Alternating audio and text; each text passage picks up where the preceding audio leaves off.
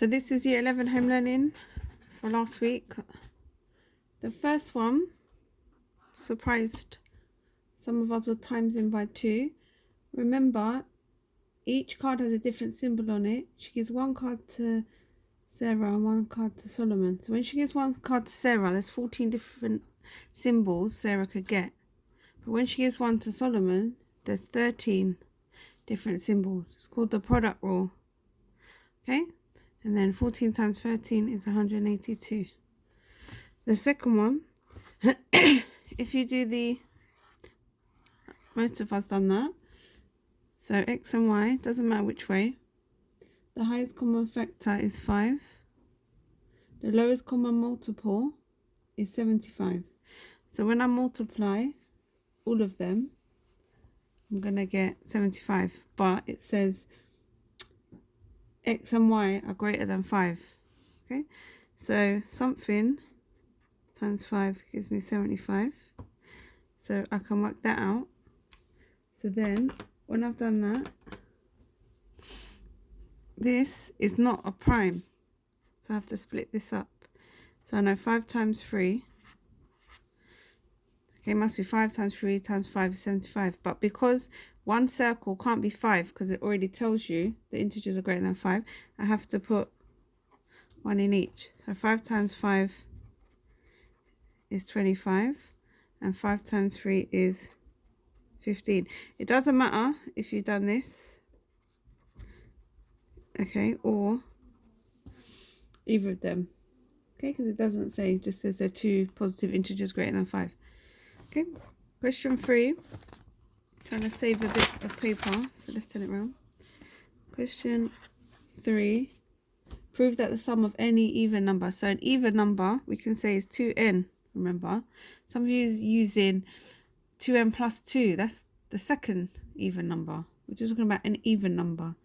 And when we square it, we square like this. We don't just put a squared on the n. It needs to be both. So now I can expand that. 2 squared is 4. N times, or n to the power of 2 is n to the power of 2. Now that is the same as this. Okay, so all these answers are going to be in the 4 times table. Okay, and you must say, so it must be a multiple of 4. Okay, all multiples of 4. You don't have to say this exact, but are in the 4 times table. Okay, so therefore it will always be an even number because it's always going to be in the 4 times table. Question 4, inverse functions. So remember, I changed the fx to a y. You don't have to, but it just makes it a lot easier. And then we can rearrange it. It's the inverse. Plus 2 on both sides. Divide by 11 on both sides. Now when you get to here, remember we're finding the inverse function of x, not y. So change that y back to an x. Okay, we answered that one quite well. B, when it equals the function, original function, equals the inverse function. So if I times by 11, times by 11, and then I can minus x from both sides, plus 22,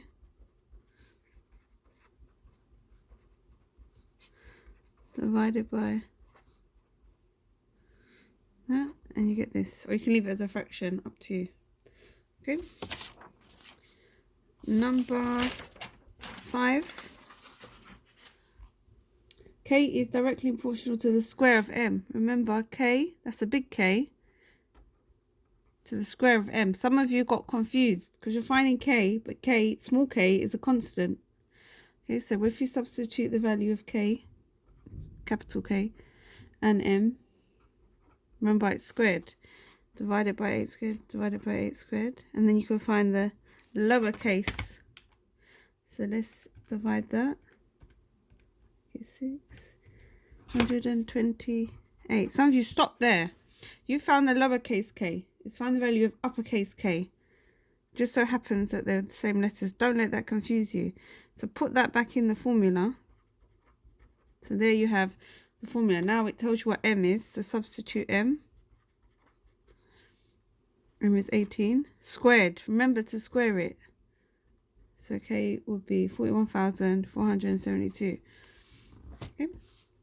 And the last one. So we're talking about tangents. Remember, I'm just going to show you what it means. It's talking about tangent where it touches the outside of the circle. This is line L. Okay, and it's got a point here, P. We need to work out what P is. Okay, and it tells you that this is 1, 5. So that means this is 1, this is 5. Okay, so we can find the gradient of this line. Okay, so if we look at it, it's 1. Well, let's find the gradient of the radius. So the radius gradient. So we know it's positive, it's going up. And we know the change in y is 5 over the change in x, which is 1. Okay? Because we know going up, it goes up to 5 and it goes across 1 because of that coordinate they told us. Now to find the tangent radius, remember it's a negative reciprocal because the tangent and the radius are perpendicular. So the negative reciprocal, we can flip it round. That's positive, so this is going to be negative. Okay? And then we know the line L, we know the equation of a straight line is this. We know what the gradient is. But we need to find what C is. So we can substitute a point on the line. I know one point on the line. Okay, I know this point is on the line. Therefore, x is equal to 1 and y is equal to 5. So if I substitute these values in, and then multiply out, so add 1/5 to both sides. Change it to a decimal if you want, might be easier. Now I've got the value of C. Okay, so now I can write, this is the equation of the line L.